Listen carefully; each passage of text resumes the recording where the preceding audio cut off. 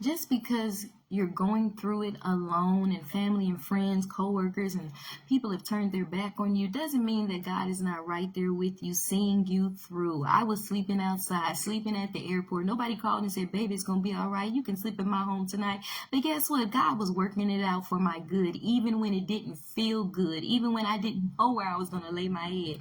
He was already working it out, and he's moving mountains on your behalf right now in the midst of your storm. So know that you are not alone.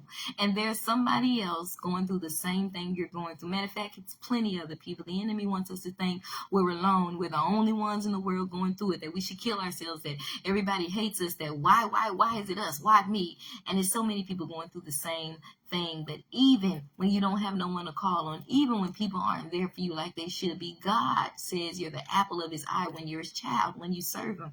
He's right there with you. And though it don't feel like it, he's working it out for you. He done worked it out for me time and time again. And guess what? He's right there working it out for you, even in the midst of your storm, even in the midst of you living in your car, even in the midst of you being a single mom trying to raise your kids, even in the midst of the persecution where they firing you, even in the midst of them saying you hard to deal with like they do with me, even in the midst of them lying on you and you ain't did nothing wrong to nobody. He's working it out for your good.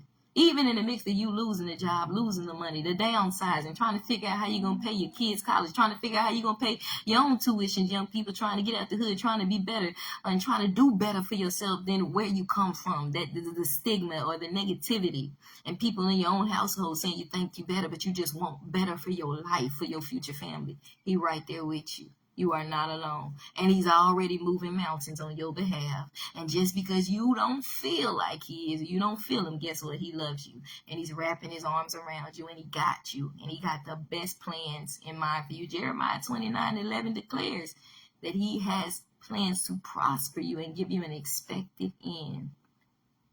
Plans that you will be healthy, that you will have eternal life, and that you will be blessed both physically and spiritually.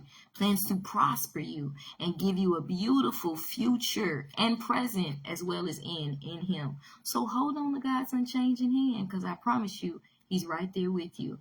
And even if you are alone, as far as no other physical humans right there with you, you're not alone. God is with you, and the angels he has assigned to you are with you. And in due time, he will send the people that he has for you, whether they're seasonal, lifelong. He's going to put the people in your life that are needed to be there to get you to the next level where you need to be, no matter how long it takes. Trust me, I done been homeless 3 times. I done been fired. I done been kicked out the army. I got attitude problems. I'm, who they call a write-off. Never gonna make it. Horrible. Bad attitude, bad this, horrible. But all he's looking for is a humble and a willing soul. Hold on to his hand.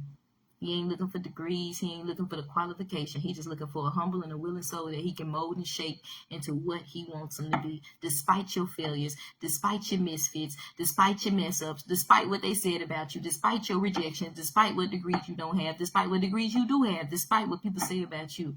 Only thing that matters is you knowing that God is with you, despite who else has already left you. And you're not truly alone. He loves you. Be encouraged.